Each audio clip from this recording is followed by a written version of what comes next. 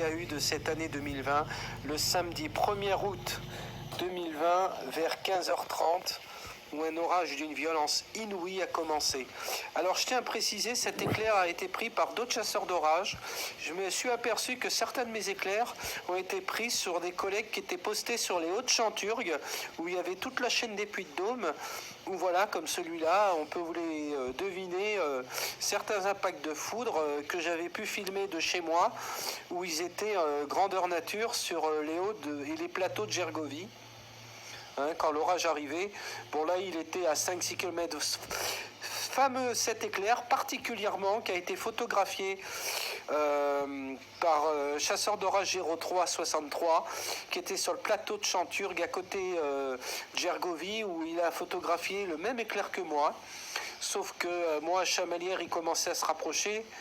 L'orage était à peu près à 5 à 6, 7 km avec beaucoup d'impact positif, une foudre non-stop. Voilà, vous avez sur la gauche le témoin d'un impact très très très proche, positif. D'ailleurs, il a frappé le Puy de Dôme. Et il était tellement, le canal, il était tellement positif que sur la vidéo, on entend moi qui dis putain de bordel de merde, suivi d'une très grosse déflagration parce que le coup de foudre était, c'était un Superbolt en fait, lui. Voilà, on peut le voir sur la vidéo, un très gros Superbolt. C'est pour ça qu'il a fait beaucoup de bruit, même en tapant à peu près 8 km. Là, l'orage était à environ 5 km. Là, maintenant, il n'y avait plus de doute. Toujours cet énorme Superbolt à 5-6 km. Voilà, qui était vraiment d'une violence. C'est pour ça que la déflagration était très forte. Et voilà l'orage qui se situait. Voilà un autre éclair qu'un autre chasseur d'orage a pris sur le plateau de Gergovie en étant vers Chanturgues. On avait les mêmes éclairs, on était orienté là où il y avait la mat de foudre, celui-là aussi, particulièrement celui-là qui ressemble énormément à un chasseur d'orage qui a pris cet impact positif tombant sur la chaîne des Puys. Donc moi je suis à peu près de chez moi à 5-7 km de la chaîne des Puys. Donc faut dire que les coups de tonnerre étaient non-stop. Et puis orienté au même endroit sur la chaîne des Puys aussi. C'était des impacts positifs. Il y avait beaucoup d'intrams et beaucoup d'éclairs positifs à son arrivée. Je parle à son arrivée. De chez moi on voit le Puy de Dôme, l'antenne du Puy de Dôme et le Puy de Dôme. Au-dessus, et les éclairs positifs et la foudre s'est remis donc là où ils étaient à Chanturgues, en fait, je filmais au même endroit. Voyez, voilà. Puisque de chez moi, on voit le même endroit de la chaîne des Puys. Après les rafales de 135 et ma pointe personnelle à 155, la foudre s'était réactivée de manière assez spectaculaire sur la fin. Vous voyez, avec ces éclairs roses, vraiment impressionnant, avec ces coups de foudre vraiment très très très très impressionnant. Encore ce fameux positif, ce Superbolt. Ouais, vraiment un orage qui pour moi restera avec celui du vendredi 9 août 2014, celui du samedi 8 août 2015, celui du lundi 27 juin 2017 et le samedi 8 juillet 2017 et celui du jeudi 4 juin 2018, 4 juillet pardon, jeudi 4 juillet 2018 resteront quand même de très très gros orages. Et cette année avec celui du 3 juin 2020, celui du vendredi 26 à 27 juin 2020, celui surtout de la nuit du dimanche 16 août 2020 et la nuit du 22 au 23 août 2020 qui a été vraiment violent. Voilà, de très très gros, un super inter. Il y avait de la foudre, parce que les coups de tonnerre étaient vraiment des coups de pétard, comme des coups de canon sourds, très très sourds. Encore un coup de foudre.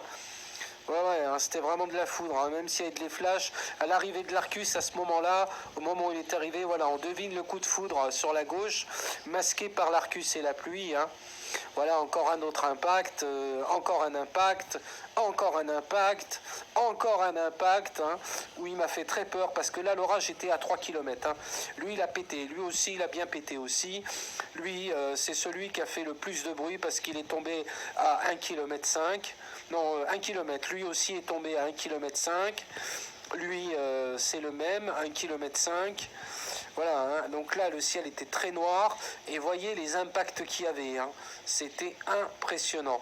Non, ça, c'était la nuit du 16 août. Hein.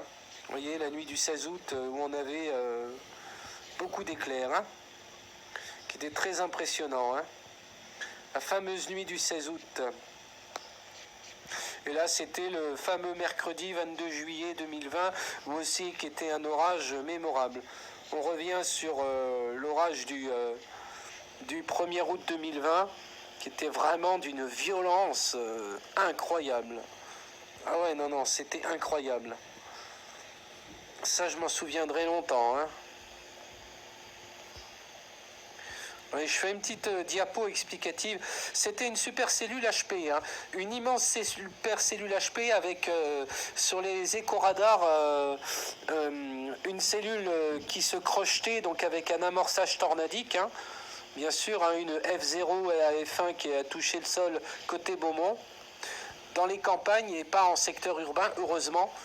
D'où pourquoi on a eu des pointes à 132 km/h, 135, et que moi j'ai eu sur l'anémomètre à la maison des pointes à 155 pour les plus forts. Hein.